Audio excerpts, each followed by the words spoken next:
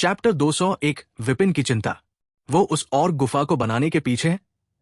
विपिन ने जैसे ही लायला के ये शब्द सुने, कुछ याद आ गया। और गुफा के मिशन में शामिल होने से पहले उसने इसके बारे में पूरी जानकारी पढ़ी थी। उस जानकारी में लिखा था कि ऑर्क गुफा शायद किसी डंजन भूकंप के कारण बना हो। उन्हें शक था कि पर्वत चोटी के अंदर कहीं गहरे हिस्से में एक डंजन छिपा हुआ है। लेकिन अब लायला ने खुद कहा था कि वो ऑर्क गुफा के बनने के पीछे थी। अगर उसने जो कहा वो सच है, तो इसका मतलब ये नहीं कि वो जानती है कि डंजन कहाँ है और क्या वो किसी तरह से भूकंप को शुरू कर सकती है। विपिन ने सोचा, और तभी उसे वाणी की कई बातें याद आई जब वो उसे अस्तित्व के बारे में जानकारी दे रही थी। वाणी ने बताया था कि इन दिनों हर जगह हो रहे डंजन भूकंप डार्क गिल्ड की वजह से हो सकते हैं। और अब लायला ने कहा कि वो और गुफा के बनने के पीछे है। इसका मतलब है कि उसने किसी तरह उस डंजन में भूकंप शुरू किया। तो क्या इसका मतलब ये नहीं है कि वो डार्क गिल्ड से जुड़ी हुई है? विपिन ने एक गहरी सांस ली और खुद को शांत करने की कोशिश की। अब तक वो सोच रहा था कि उसे यहां क्यों लाया गया है और कौन उसे पकड़ना चाहता था। लेकिन लायला की बात सुनने के बाद उसे आखिरकार ये समझ में आया कि वो किस वजह से यहां है। हालांकि ये सिर्फ उसकी अटकलें थी, लेकिन विपिन को 90% यकीन था कि लायला का डार्क गिल्ड से कोई ना कोई संबंध जरूर है। वो किसी और के बारे में सोच ही नहीं सकता जो उसे पकड़ने के लिए ऐसा कर सके। धिक्कार है, मैं पूरी तरह से उनके बारे में भूल गया, क्योंकि मेरे आइस वर्ल्ड डंजन से वापस आने के बाद उन्होंने कुछ नहीं किया। विपिन ने खुद को कोसा और चिंता में डूब गया। उसे यकीन नहीं था कि लायला को उसे पकड़ने के लिए किसने कहा था। लेकिन अगर वो कोई ऐसा व्यक्ति था जो रैंक के हंटर को भी आदेश दे सकता था, तो इसका मतलब था कि वो कम से कम A+ रैंक की हो सकती है, या शायद S रैंक की भी। अगर वो अभी यहां से नहीं भागा तो बाद में उसे कोई मौका शायद ही मिल पाए। क्या उन्हें किसी तरह पता चल गया कि अस्तित्व को मैंने मारा था? विपिन ने सोचा, और उसे यह काफी संभव लगा। अगर उन्हें सच में पता चल गया कि मैंने अस्तित्व को मारा, तो वे जरूर जानना चाहेंगे कि मैंने ऐसा कैसे किया, जबकि उस समय मैं सिर्फ D रैंक का हंटर था। जितना अधिक वह इसके बारे में सोचता, उतना ही अधिक उसकी स्थिति खतरनाक लगने लगती। अगर उन्हें मेरे 2 कोर के बारे में पता चल गया तो वे क्या करेंगे? इस विचार से विपिन का शरीर कांप गया। मेरा मोनार्च कोर मेरे दिल में है। अगर उन्होंने मेरा दिल निकाल लिया तो क्या होगा? कितनी बेवकूफी भरी सोच है। अगर उन्होंने मेरा दिल निकाल लिया तो मैं मर जाऊंगा, विपिन ने खुद से कहा और खड़ा हो गया। लेकिन जैसे ही वो खड़ा हुआ, उसने पाया कि वो ठीक से संतुलन नहीं बना पा रहा था। चारों ओर फैली सफेदी को देखकर उसका सिर घूम गया और उसने एक बार फिर अपनी आंखें बंद कर ली। अरे, विपिन ने गुस्से में खुद से कहा और फिर से बैठ गया।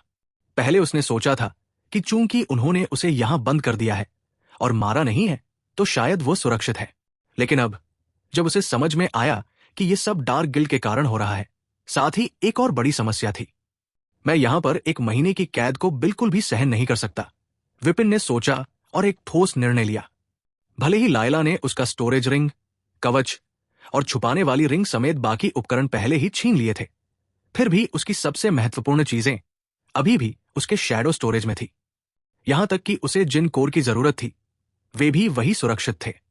हालांकि पिछले 5 दिनों से उसने इनका इस्तेमाल करने से परहेज किया था, क्योंकि आगे बढ़ने का खतरा बहुत बड़ा था। लेकिन अब जब उसे एहसास हुआ कि उसकी जान पर असली खतरा मंडरा रहा है और उसे 1 महीने तक इस कैद में रहना है, तो उसे अब इसकी परवाह नहीं थी कि अगर उसने आगे बढ़ने की कोशिश की तो और भी गंभीर मुसीबत आ सकती है। अगर लायला को पता भी चल गया कि यहां कुछ हो रहा है और वो मुझे रोकने आई, तो मैं शैडो एनर्जी का इस्तेमाल कर उसे मारने की कोशिश कर सकता हूं। इस बंद जगह में शैडो एनर्जी का उपयोग करने से मुझे फायदा होगा, विपिन ने सोचा और एक गहरी सांस ली। जंगल में उसने शैडो एनर्जी का इस्तेमाल नहीं किया था, क्योंकि खुली जगह में उसके निकलने की संभावना बहुत कम थी। विपिन को बस 1 या 2 सेकंड के लिए ही शैडो एनर्जी का उपयोग कर सकता था, और उस खुली जगह में लायला को मारना बेहद मुश्किल था। लेकिन इस बंद कमरे में अगर वो शैडो एनर्जी का इस्तेमाल करता तो उसे मारने की संभावना कहीं अधिक थी। फिर भी एक और समस्या थी जो उसे परेशान कर रही थी। क्या होगा अगर मैं अपने कोर को C रैंक तक बढ़ाने के बाद भी कुछ नहीं हुआ? ये उसके दिमाग में सबसे बड़ी चिंता थी। अगर उसका मोनार्च कोर साधारण तरीके से आगे बढ़ता और उसे कोई नई क्लास नहीं मिलती, तो उसे यकीन था कि यहां से बच निकलना लगभग नामुमकिन हो जाएगा। शायद कोर आगे बढ़ने के बाद उसे इतना शक्तिशाली बना सकता था कि वो भी रैंक के हंटर को आसानी से मार सके, या शायद वो किसी तरह B+ रैंक के हंटर को भी मार सके। लेकिन बिना किसी क्लास के और रैंक के हंटर के सामने उसकी कोई चुनौती नहीं थी। दरअसल वो ये भी जानता था कि अगर उसे क्लास मिल भी जाए तब भी लायला को मारने की संभावना बहुत कम होगी। आखिरकार रैंक के हंटर को मारना आसान नहीं होता। फिर भी विपिन को आगे बढ़ना था। भले ही वो रैंक के हंटर को हराने के लिए पर्याप्त मजबूत न हो, लेकिन उसे कुछ ऐसा मिल सकता था जो उसे इस कैद से भागने में मदद करे। शायद कोई नई क्लास या स्किल। फिलहाल उसका एकमात्र लक्ष्य यहां से किसी तरह भागने का था। जहां तक लायला से बदला लेने की बात है, वो तब कर सकता था जब वो और अधिक शक्तिशाली हो जाए। ये फैसला लेने के बाद वो कोर को सोखने के लिए तैयार हो गया। लेकिन उसने तुरंत शुरुआत नहीं की। उसने कुछ घंटों तक इंतजार किया, ये सोचते हुए कि लायला अभी भी आसपास हो सकती है, क्योंकि उसने थोड़ी देर पहले ही खाना पहुंचाया था। 3 घंटे बाद विपिन ने अपने शैडो स्टोरेज का इस्तेमाल किया और C+ रैंक का कोर निकाला। अच्छा, बेकार की बातों में उलझने का कोई मतलब नहीं है। अब बस आगे बढ़ते हैं और देखते हैं क्या होता है। उसने अपनी चिंताओं को दूर करते हुए कोर को मुंह में डाल लिया। Chapter 202 connection.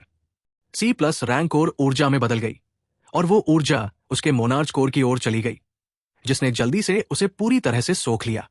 C+ रैंक के कोर की सारी ऊर्जा सोखने के बाद विपिन ने भी रैंक के कोर को बाहर निकाला, जो उसे पहले ऑर्क से मिला था।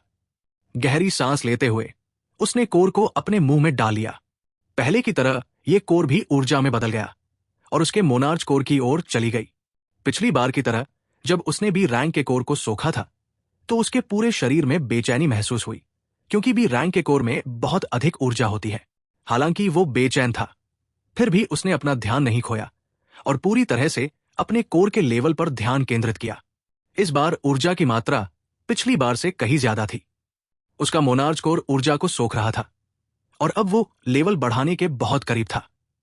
बस थोड़ा और। विपिन ने सारी ऊर्जा सोखने के बाद खुद से बड़बड़ाया। उसने अपने शैडो स्टोरेज का इस्तेमाल किया और आखिरी भी रैंक कोर को बाहर निकाला। जैसे ही उसने अपने हाथ में भी रैंक कोर को देखा, उसका दिल तेजी से धड़कने लगा। उसे पूरा यकीन था कि इस कोर को सोखने के बाद उसका मोनार्च कोर अगली रैंक पर पहुंच जाएगा। क्या मुझे कोई नई क्लास मिलेगी? विपिन ने सोचा। अगर मुझे कोई क्लास नहीं मिली तो क्या होगा? और अगर वो कुतिया मेरे आगे बढ़ने के दौरान यहां आ गई तो क्या होगा? क्या होगा अगर मुझे क्लास मिल जाए लेकिन वो मुझे यहां से निकलने में मदद न कर सके?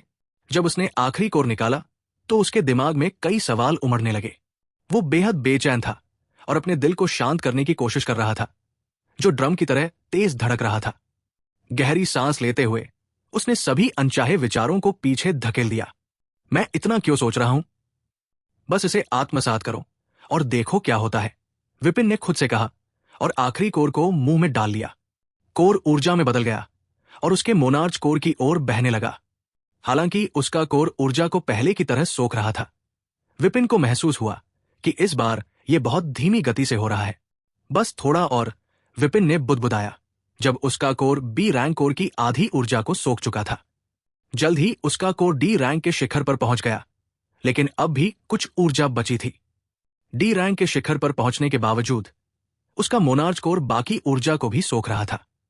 Crack crack. विपिन ने अचानक कुछ टूटने की आवाज सुनी। पहले तो उसे लगा कि यह उसकी कल्पना है और शायद जो दीवार उसके कोर को C रैंक तक पहुंचने से रोक रही थी वो टूट रही है। लेकिन जल्द ही उसे एहसास हुआ कि यह उसकी कल्पना नहीं थी। Crack crack. जब विपिन ने चटकने की आवाज पर ध्यान केंद्रित किया तो एक पल के लिए उसका दिमाग सुन्न हो गया। उसने देखा कि आवाज उसके मोनार्क कोर से आ रही थी। यह क्या हो रहा है? विपिन अविश्वास में बड़बड़ाया। इससे पहले कि वो समझ पाता कि उसका कोर क्यों टूट रहा था, उसके सीने में अचानक से भयानक दर्द उठा। दर्द इतना तेज था कि विपिन लगभग चिल्ला पड़ा। उसने अपनी शर्ट की आस्तीन को काटते हुए खुद को शांत रखने की पूरी कोशिश की। यह दर्द उसके दिल के अंदर से उठ रहा था, जहां उसका मोनार्च कोर स्थित था। उसे लगा जैसे कोई उसके दिल को चीर रहा हो। उसका छोटा, चावल के दाने के आकार का मोनार्च कोर धीरे धीरे टूटने लगा था। B रैंक के कोर की ज्यादा ऊर्जा के कारण उस पर दरारें दिखाई दे रही थी। विपिन ने दर्द को बर्दाश्त करने के लिए अपनी शर्ट की आस्तीन को और कसकर काटा। दर्द इतना भयानक था कि उसे लगा कि वो कभी भी बेहोश हो जाएगा।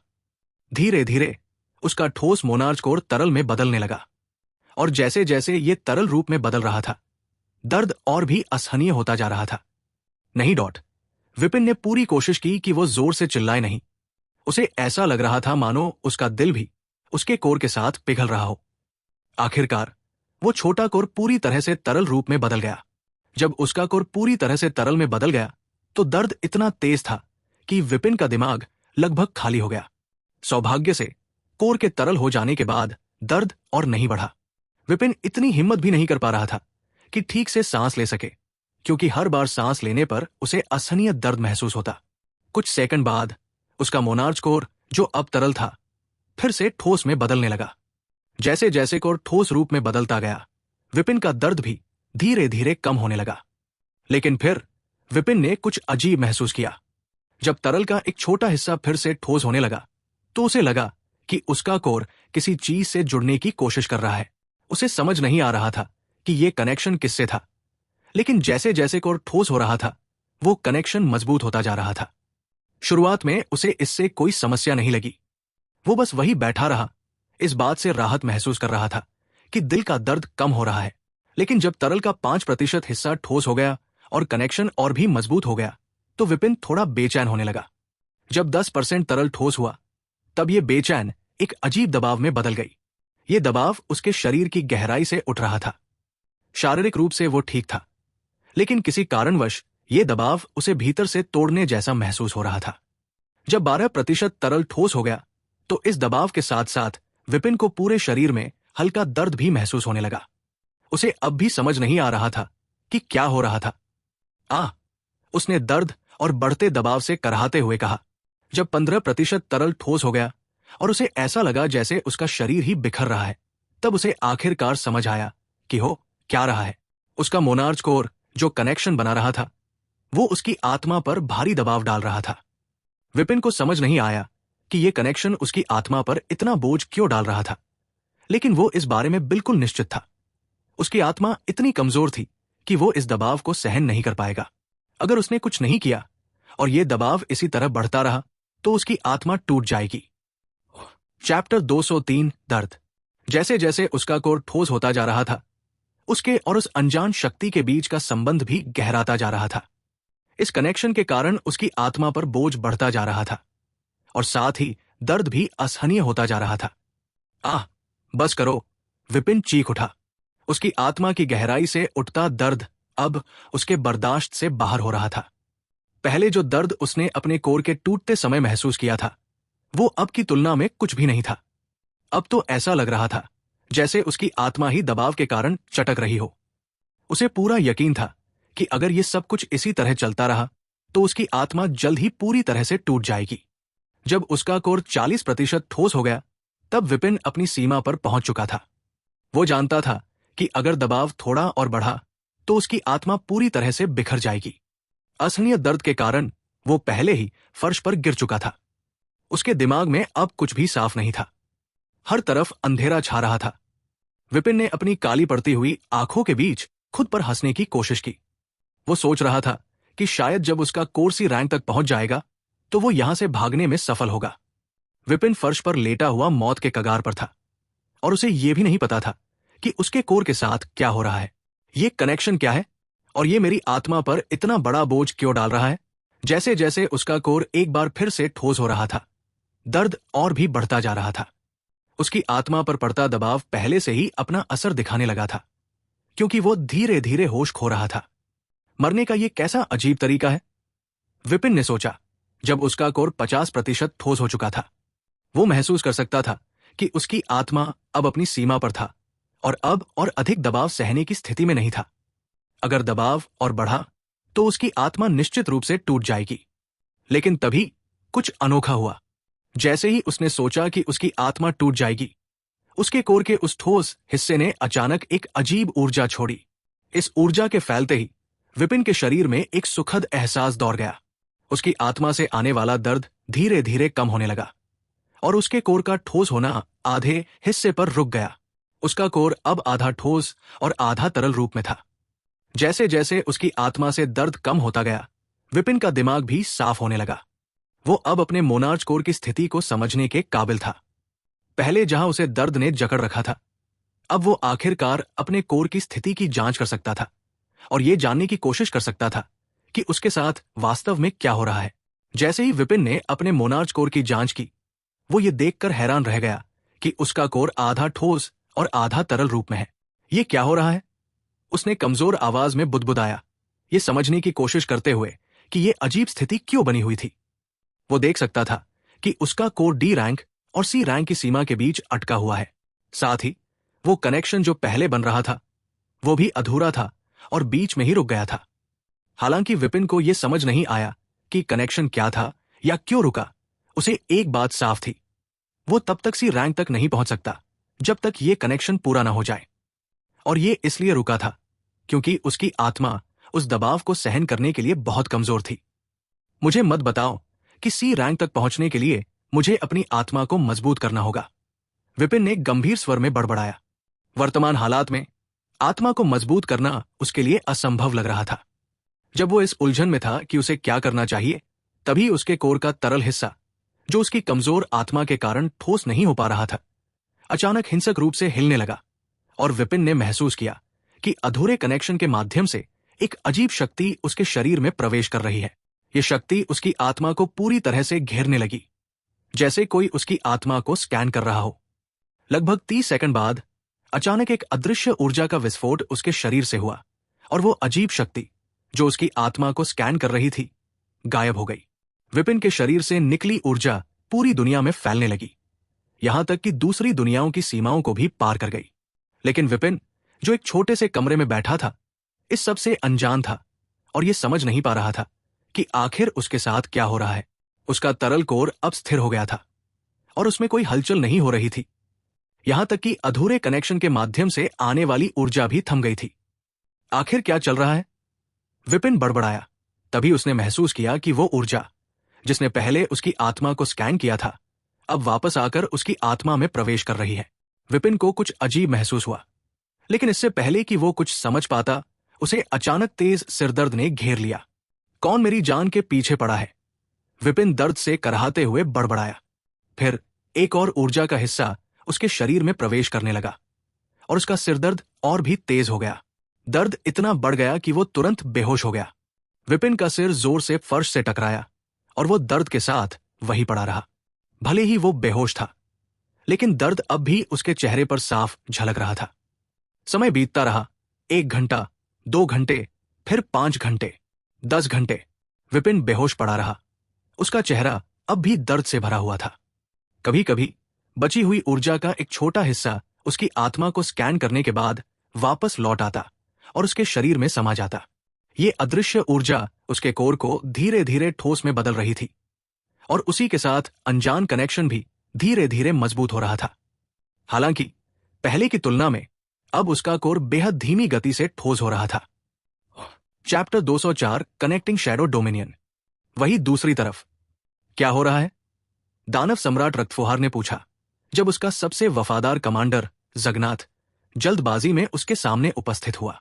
गुरु, हमें उन लोगों से महत्वपूर्ण खबर मिली है जो शैडो डोमिनियन पर लगी सील को तोड़ने की कोशिश कर रहे हैं। जगन्नाथ ने घुटनों पर बैठते हुए कहा। जगन्नाथ एक शक्तिशाली ज्वाला दानव, 200 सेंटीमीटर लंबा और लाल त्वचा वाला था। उसके शरीर से एक ज्वलंत आभा निकल रही थी और उसका सिर शेर जैसा था। उसकी नारंगी आंखें शक्ति से चमक रही थी और उसकी त्वचा से कभी कभी आग की चिंगारियां फूट रही थी। क्या सील टूट चुकी है? रक्तफुहार ने अपनी भौहें उठाते हुए सवाल किया। नहीं गुरु, जगन्नाथ ने सिर हिलाते हुए कहा, सील अभी भी बरकरार है, लेकिन कुछ ही मिनट पहले शैडो डोमिनियन से एक अजीब ऊर्जा प्रवाह निकलते देखा गया। पहले यह प्रवाह बहुत तेज था, फिर कुछ देर के बाद रुक गया। हालांकि ये ऊर्जा फिर से प्रवाहित हो रही है, लेकिन पहले से कहीं धीमी गति से। रक्तफुहार ने इस नई जानकारी पर विचार करते हुए कहा, सील से ऐसा ऊर्जा प्रवाह निकलना नहीं चाहिए था। वो जानते थे कि सील को तोड़ने की प्रक्रिया के दौरान किसी भी तरह की ऊर्जा का प्रवाह होना असामान्य था और इसका मतलब था कि कुछ अजीब घटित हो रहा है। मैं स्वयं इसकी जांच करूंगा, रक्तफुहार ने कहा और तुरंत खड़ा हो गया। कुछ ही पलों में वह अपनी जगह से गायब हो गया और टेलीपोर्टेशन मैट्रिक्स के सामने दिखाई दिया। क्योंकि वो जगह बहुत दूर थी, इसलिए लंबी दूरी की यात्रा के लिए टेलीपोर्टेशन मैट्रिक्स का उपयोग साधारण तरीका था। रक्त फुहार जानता था कि इस अजीब ऊर्जा का स्रोत समझना उसकी प्राथमिकता है, क्योंकि ये उनके योजनाओं को बेकार कर सकती है। रक्त फुहार टेलीपोर्टेशन मैट्रिक्स पर खड़ा होकर उसे सक्रिय करके एक चमक के साथ वो गायब हो जाता है और जंगल की एक सुनसान जगह पर दिखाई देता है। उसी जगह पर दो राक्षस चौकीदारी कर रहे थे। जैसे ही उन्होंने रक्त फुहार को देखा, उन्होंने तुरंत सिर झुका लिया, लेकिन बोलने की हिम्मत नहीं की। रक्त फुहार ने उनकी ओर ध्यान नहीं दिया। उसकी सोच जगन्नाथ द्वारा दी गई जानकारी पर केंद्रित थी। वो चुपचाप आगे बढ़ा और कुछ ही पलों में टेलीपोर्टेशन मैट्रिक्स से दूर गायब हो गया। जल्द ही वो एक घने पेड़ों से घिरे क्षेत्र में प्रकट हुआ। जैसे ही वो पेड़ों के बीच आगे बढ़ा, उसका नजारा धीरे धीरे बदलने लगा। घने पेड़ एक एक करके गायब हो गए, मानो वे सिर्फ एक भ्रम हो। उनकी जगह एक छोटा सा खुला मैदान निकल आया, जहां कुछ शक्तिशाली राक्षस इकट्ठे थे। इस मैदान में लगभग 10 राक्षस खड़े थे, जिनकी आभा बेहद शक्तिशाली थी। उनमें से एक, जो रक्त फुहार के 5 प्रमुख कमांडरों में से एक था, आगे बढ़ा। वो माल्फा था, जो 1.5 मीटर लंबा, कौवे जैसा चेहरा और पीठ के पीछे केवे के पंख निकले हुए थे। उसके पैर जानवरों के पंजों की तरह थे, जबकि हाथ इंसानों जैसे थे। मास्टर, माल्फा ने रक्त फुहार को देखकर सम्मानपूर्वक सिर झुकाया। रक्त फुहार ने अपने कमांडर को एक गहरी नजर से देखा और फिर अपनी नजर उस जगह की ओर मोड़ी जहां से वो अजीब ऊर्जा प्रवाहित हो रही थी। वो जानता था कि कुछ बड़ा होने वाला है और उसे इस रहस्य को जल्द से जल्द सुलझाना था। रक्त फुहार ने माल्फा की ओर सिर हिलाया और खुले स्थान के अंत में काले रंग के पोर्टल को देखा। शैडो डोमिनियन के गेट को देखकर रक्त फुहार की आंखें सिकुड़ गई, क्योंकि वह पोर्टल से निकलती अजीब ऊर्जा को महसूस कर सकता था। पोर्टल से निकल रही वो अजीब ऊर्जा शून्य में गायब हो रही थी। वो भौहें सिकोड़ते हुए पोर्टल के पास गया और जैसे जैसे वो करीब गया, उसके चेहरे के भाव बदलते गए। जब वो पोर्टल से केवल 50 मीटर दूर था, वो ऊर्जा प्रवाह को साफ रूप से महसूस कर सकता था, तो उसके चेहरे पर हैरानी छा गई। ये कैसे संभव है? रक्त फुहार ने पोर्टल की ओर देखते हुए खुद से कहा। उसके चेहरे पर अविश्वास साफ झलक रहा था। ऐसा संभव ही नहीं हो सकता। 5 मोनार्च अभी भी जीवित है। हम में से किसी के मरने के बिना ऐसा होने का कोई तरीका नहीं है। ब्रह्मांड के नियम के अनुसार एक ही समय में केवल 5 निषिद्ध फिजिक धारक ही हो सकते हैं। वर्तमान समय में 5 निषिद्ध फिजिक धारक है। रक्त फुहार डेमन मोनार्च। मैं डेमन मोनार्च का धारक हूं। विंटर क्लाव आइस मोनार्च, वो आइस फिजिक का धारक है। एलिस्टेयर नाइटफॉल ब्लड मोनार्च, वो ब्लड फिजिक का धारक है। आकाशी विष की रानी, वो वेनम फिजिक की धारक है। एलिस्ट्रिया चांदनी महारानी, वो नेचर फिजिक की धारक है। ये 5 वर्तमान समय में ब्रह्मांड के नियम के अनुसार निषिद्ध फिजिक धारक है। नियम कहता है कि एक ही समय में 5 से अधिक निषिद्ध फिजिक धारक नहीं हो सकते। जब कोई निषिद्ध फिजिक धारक सी रैंक तक पहुंचता है, तो उसके फिजिक के अनुसार एक उपयुक्त क्षेत्र बनता है। उदाहरण के लिए, जब मैंने सी रैंक हासिल की, तो डेमन क्षेत्र का निर्माण हुआ और अब मैं उस जगह का स्वामी है। ये जगह बाहरी दुनिया से पूरी तरह अलग है और डेमन क्षेत्र के अंदर मेरी शक्ति कई गुना बढ़ जाती है। इस क्षेत्र की सबसे खास बात यह है कि ये उसकी अनोखी एनर्जी का स्रोत है। Daemon energy. डेमन एनर्जी माना या बाकी शक्तियों से कहीं अधिक शक्तिशाली है। हर निषिद्ध फिजिक धारक का अपना क्षेत्र होता है और यह क्षेत्र उन्हें विशेष एनर्जी प्रदान करता है। जब मैं सी रैंक पर पहुंचा और डेमन क्षेत्र का निर्माण हुआ, तो उसको और उसके क्षेत्र के बीच एक मजबूत संबंध बना, जिससे उसे डेमन लैंड पर फुल कंट्रोल मिल गया। वो इस एनर्जी प्रवाह को पहचान सकता था। शैडो डोमिनियन से निकलने वाला ऊर्जा प्रवाह उसे उसी ऊर्जा जैसा महसूस हो रहा है, जैसा उसने डेमन क्षेत्र के साथ अपना संबंध बनाते समय महसूस किया था।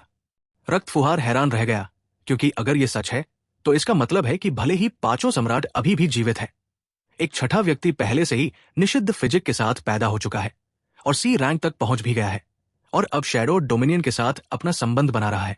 Chapter 205 shadow monarch. रक्त फुहार वहां खड़ा था। उसकी आंखों में उलझन और अविश्वास की चमक थी। उसे समझ नहीं आ रहा था कि इस स्थिति में उसे क्या करना चाहिए। जो वो महसूस कर रहा था, वो साफ संकेत था कि कोई है जिसके पास शैडो मोनार्च फिजिक है और वो सी रैंक तक पहुंच चुका है और शैडो डोमिनियन के साथ संबंध बना रहा है। लेकिन ये कैसे संभव है? 5 निषिद्ध फिजिक धारक अभी भी जीवित थे, तो फिर छठा फिजिक धारक कैसे मौजूद हो सकता है? उसकी उलझन और भी गहरी हो गई जब उसे एहसास हुआ कि ये व्यक्ति जिसके पास शैडो मोनार्च फिजिक है वो उस मोनार्च की है जिसे सालों पहले मारा माना गया था। रक्त फुहार को इस बात का पूरा विश्वास था, क्योंकि शैडो मोनार्च की मृत्यु का वो खुद गवाह था। उनकी मृत्यु के बाद केवल 4 निषिद्ध फिजिक धारक ही बचे थे, विंटरक्लाव, एलिस्टेयर नाइटफॉल, आकाशी और एलिस्ट्रिया। शैडो मोनार्च की मृत्यु के कुछ सालों बाद रक्त फुहार ने डेमन मोनार्च फिजिक के साथ जन्म लिया था और तब से 5 निषिद्ध फिजिक धारकों का संतुलन बना रहा। लेकिन अब जो ऊर्जा वो महसूस कर रहा था वो इस संतुलन को तोड़ने का संकेत दे रही थी। अपने डेमन मोनार्च फिजिक की अनोखी शक्तियों का इस्तेमाल करते हुए रक्त फुहार ने अपनी शक्ति में निरंतर वृद्धि की और अब वह दुनिया की सभी राक्षस जातियों का एकमात्र शासक है। उसका दिल इस बात का संकेत भी था कि शैडो मोनार्च सच में मर चुका था, क्योंकि ब्रह्मांड के नियम के अनुसार एक ही समय में 6 निषिद्ध मोनार्च फिजिक धारक नहीं हो सकते। हालांकि कुछ लोग हमेशा शैडो मोनार्च की मृत्यु पर शक करते थे, लेकिन जब रक्त फुहार का प्रकट हुआ और एक बार फिर दुनिया में 5 निषिद्ध फिजिक धारक थे, तब सबको यकीन हो गया कि शैडो मोनार्च अब जिंदा नहीं था। आखिरकार निषिद्ध फिजिक धारक 5 से अधिक नहीं हो सकते, लेकिन अब रक्त फुहार कुछ ऐसा देख रहा था जो असंभव लग रहा था। क्या इसका शैडो मोनार्च से कोई संबंध है? रक्त फुहार ने सोचा और ऊर्जा प्रवाह को और ध्यान से महसूस करने की कोशिश की। रक्त फुहार कभी शैडो मोनार्च से नहीं मिला था, क्योंकि उसका जन्म शैडो मोनार्च की मृत्यु के बाद हुआ था। लेकिन उसने जो कहानियां सुनी थी उनसे उसे पता था कि शैडो मोनार्च अपने समय के सबसे शक्तिशाली व्यक्तियों में से एक थे।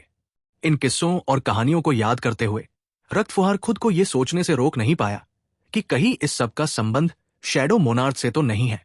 लेकिन जल्द ही उसके चेहरे पर तनाव की एक हल्की रेखा उभर आई। जब उसने शैडो डोमिनियन से निकलने वाली ऊर्जा को और करीब से महसूस किया तो उसे एहसास हुआ कि ऊर्जा प्रवाह बहुत धीमी गति से निकल रहा था, मानो कुछ छिपा हुआ या अधूरा हो। यह ऊर्जा उस गति से सैकड़ों गुना धीमी थी जितनी तेजी से रक्त फुहार ने अपने डेमन क्षेत्र के साथ संपर्क बनाया था। यह इतना धीमा क्यों है? रक्त फुहार ने सोचा, और जैसे जैसे वो गति को महसूस करता गया उसे संदेह होने लगा कि क्या यह वही संपर्क है या कुछ और। माल्फा, उसने पुकारा। माल्फा, जो शुरू से ही वहां था, रक्त फुहार की आवाज सुनकर आगे आया और उसके पीछे खड़ा हो गया। तुमने जगन्नाथ को बताया था कि शुरू में ऊर्जा का प्रवाह बहुत तेज था। रक्त फुहार ने पोर्टल पर अपनी नजरें गड़ाते हुए पूछा। हाँ, माल्फा ने जवाब दिया। शुरुआत में ऊर्जा का प्रवाह बहुत तेज था, लेकिन फिर अचानक किसी कारण से यह पूरी तरह रुक गया। जब हमें लगा कि सब कुछ साधारण हो गया है, ऊर्जा वापस आई, लेकिन इस बार यह पहले से कहीं अधिक धीमी थी, माल्फा ने बताया। रक्त फुहार ने माल्फा की बातों को ध्यान से सुना और कहा, यहां जरूर कुछ गड़बड़ है। उसे ये ऊर्जा प्रवाह अपने डेमन क्षेत्र के संपर्क जैसा लग रहा था, लेकिन भले ही ऊर्जा का स्वरूप समान था, लेकिन गति बेहद धीमी थी, जैसे कुछ रोक रहा हो। इसके अलावा रक्त फुहार इस बात पर यकीन नहीं कर पा रहा था कि छठा निषिद्ध फिजिक धारक अचानक प्रकट हो सकता है। क्या मुझे इस बारे में दूसरों से पूछना चाहिए? उसने सोचा, अपनी नजरें शैडो डोमिनियन के गेट पर जमाए हुए। विंटरक्लॉ और बाकी मोनार्च फिजिक धारकों के पास उससे अधिक जानकारी थी, क्योंकि वे सदियों से जीवित थे। रक्त फुहार को वास्तव में यह भी नहीं पता था कि उनकी सही उम्र क्या है, लेकिन एक बात साफ थी, लंबे समय तक जीवित रहने का मतलब ये नहीं था कि वे उससे अधिक शक्तिशाली थे। रक्त फुहार को पूरा विश्वास था कि वो उनमें से किसी के साथ भी बराबरी से मुकाबला कर सकता है। नहीं, मैं शैडो डोमिनियन के बारे में किसी से भी बात नहीं करना चाहता। अगर मुझे सील तोड़ने के बाद मदद की जरूरत न होती तो मैं विंटरक्लॉ को भी इसके बारे में नहीं बताता। उसने मन ही मन सोचा और इस जानकारी को गुप्त रखने का फैसला किया। चूंकि वो डेमन क्षेत्र का स्वामी था, वो बाकी मोनार्च के क्षेत्रों में प्रवेश नहीं कर सकता था। अगर उसे शैडो डोमिनियन में जाना होता तो उसे पहले डेमन क्षेत्र से अपना संबंध तोड़ना पड़ता, लेकिन अगर उसने ऐसा किया तो वो अपनी डेमन एनर्जी खो देगा, जो उसकी सबसे बड़ी शक्ति का स्रोत थी। राक्षसी ऊर्जा के बिना उसकी ताकत बाकी मोनार्च की तुलना में घट जाती। भले ही वो शैडो डोमिनियन की खोज के बाद फिर से डेमन क्षेत्र से संपर्क कर सकता था। अगर इस बीच बाकी सम्राटों को पता चल गया कि उसने अपना संबंध तोड़ दिया है तो वे उसका फायदा उठाने की कोशिश कर सकते हैं, क्योंकि सच कहें तो इन मोनार्च के बीच दोस्ती जैसी कोई चीज नहीं थी। हालांकि रक्त फुहार ये नहीं जानता था कि शैडो डोमिनियन में असल में क्या चल रहा था, पर वो इसे किसी से साझा नहीं कर सकता था। खासकर उन लोगों से नहीं जो उसके प्रतिद्वंद्वी थे। सील तोड़ने का काम कैसा चल रहा है? उसने माल्फा से पूछा, जो उसके पास खड़ा था। ये अच्छी तरह से चल रहा है, हमें जल्द ही इसे तोड़ने में सफलता मिल जाएगी, माल्फा ने आत्मविश्वास से कहा। अच्छा, सील पर काम जारी रखो, ऊर्जा प्रवाह की फिक्र मत करो, बस नजर बनाए रखो, और अगर कुछ और होता है तो मुझे तुरंत बताना, रक्तफुहार ने आदेश दिया और वहां से आगे बढ़ गया। जैसे ही वो वहां से गया, खुले मैदान ने अपना अस्तित्व खो दिया और उसकी जगह घने पेड़ पौधे फिर से दिखाई देने लगे। रक्तफुहार उस स्थान पर पहुंचा जहां दो राक्षस टेलीपोर्टेशन मैट्रिक्स की निगरानी कर रहे थे। उसने मैट्रिक्स को सक्रिय किया और कुछ ही पलों में वो उसी स्थान पर पहुंच गया जहां से उसने पहले टेलीपोर्ट किया था। अब सवाल यह है, उसने खुद से कहा, क्या मुझे विंटरक्लॉ को इसके बारे में बताना चाहिए? वो पहले से जानता है कि मुझे शैडो डोमिनियन का पता मिल चुका है और जब सील टूटेगी तो मुझे उसे बताना ही होगा। ये सोचते हुए वो टेलीपोर्टेशन मैट्रिक्स से बाहर निकल आया, मन में असमंजस लिए हुए।